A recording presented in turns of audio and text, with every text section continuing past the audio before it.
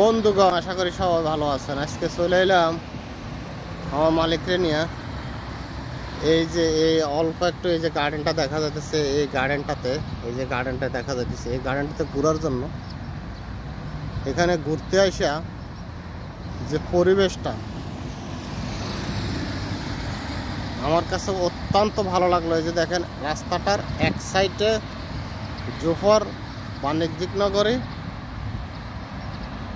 আর এক পাশে ওই যে সামনে জায়গাটা ওইটা সাগর, আর এই পাশে কি সুন্দর একটা গার্ডেন। দেখে আমার কাছে খুবই ভালো লাগলো। খুবই পরিকল্পিত একটা নগর, জায়গাটা খুবই সুন্দর।